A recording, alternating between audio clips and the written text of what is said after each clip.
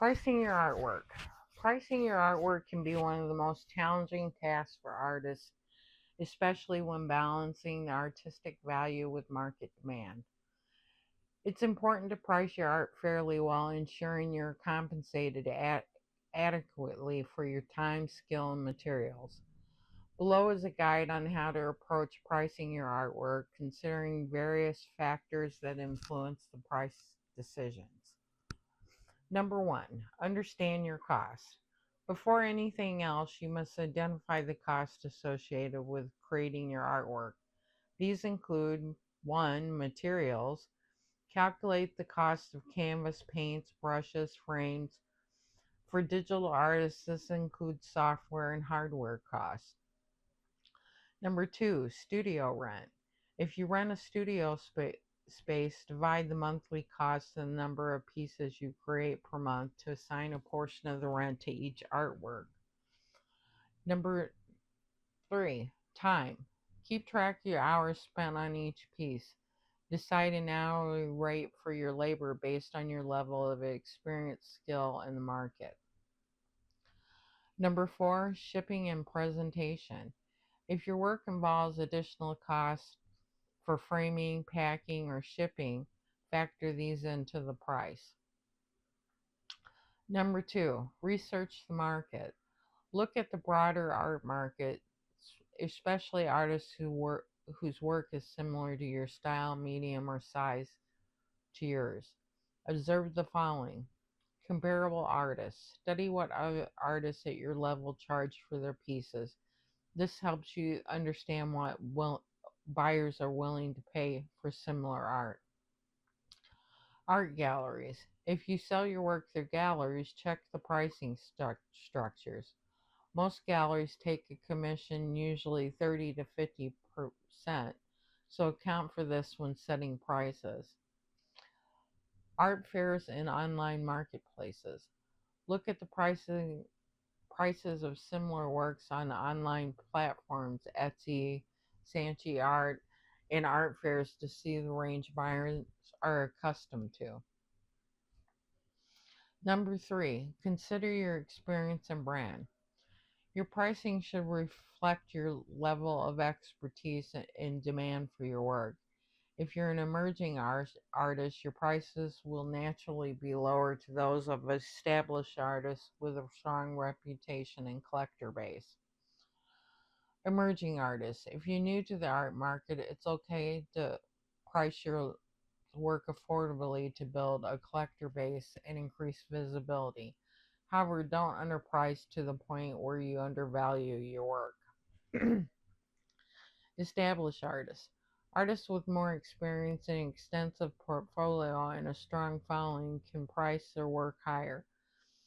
Consistency in sales, review, and demand can drive higher prices. Number four, factor in size and medium. The size and medium of the artwork play a significant role in pricing. A larger painting generally commands a higher price than a smaller one due to time, effort, and materials involved. Similarly, different mediums, oil, acrylic, digital, may justify varying price points. Size-based pricing. Some artists use square per inch, square per foot method to price their work. This creates consistency and ensures larger pieces are priced appropriately. Example, if you charge $2 per square inch, a 16 by 20 canvas would cost $640. That's 16 times 20 equals 320 square inches times 2. Medium. Certain mediums like oil painting might be priced higher than, say, watercolor or digital work because the material costs and time involved. Similarly, works on paper might be priced lower than those on canvas. Number five, set a consistent price structure. Consistency in pricing is crucial for both your credibility and for establishing long term relationships with your buyers. Your pricing should reflect not only cost involved, but also the perceived value of the work. Avoid drastic price fluctuations. A consistent pricing strategy helps to build trust.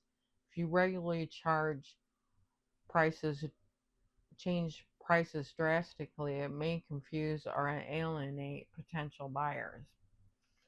Offer range. To track different buyers, offer a variety of price points. For example, you might sell small prints at a lower cost while your original works fetch a premium price. Number 6, understand your audience. Know who your buyers are and what they are willing to pay. If your audience consists of collectors and art investors, you might price your work higher than if you were targeting everyday consumers or first time art buyers. Target market. Who buys your art? Are they gallery goers, online buyers, or local community members? Adjust your pricing based on who you are targeting and all their buying power. Collector mindset. Far aimed at collectors or galleries, the artwork's long term value might factor into the pricing. Collectors are often willing to pay more for pieces they believe will appreciate in value. Number 7, factor in the gallery commission. If you're selling through galleries, account for the commission in your pricing structure. Most galleries take 30 to 50% of the sales price, which can significantly affect your income if not properly accounted for. Adjusting prices for gallery sales. For instance, if you typically sell a painting for 1,000 independently, a gallery takes a 48% commission. The price of the painting for the gallery should be around 6,666 to ensure you receive the 1,000 after commission. Number 8, evaluate the value of your work. Art is more than just a product, it's a form of expression. This subjective value can be influenced by many factors. Number 1, the uniqueness. If your work is one of a kind or features a rare technique or concept, it might justify a higher price. Number 2, prevalence and reputation. Artists with significant expedition history, awards, or media coverage can price their works higher due to their established reputation. Number 3, demand. If your work has generated significant interest, be mindful of increasing demand. High demand can justify incremental price increases over time. Number 9, considering offered limited editions. For digital or print-based work, limited edition prints can be a valuable way to maintain exclusivity while reaching more buyers at various price points. Limited editions typically sell for more than open editions due to this scarcity. Number 10, be open to price adjustments. Art markets are consistently evolving and it's essential to stay adaptable. If your work isn't selling at your desired price, it may be time to reevaluate. Conversely, if demand increases, you can slowly adjust prices upwards. Raising prices gradually. If you have multiple sales, particularly at full price, it might be time to raise your prices slightly. Gradual increases over time are likely to scare off potential buyers than abrupt price hikes. Best practices. If you're new to the market, the following are some of the basic principles and methods for you to consider when you're getting started. Tip number 1, price your art like a retailer at 2 times the cost of the materials. A common practice for new artists is establish prices based on time, labor, and the cost of materials.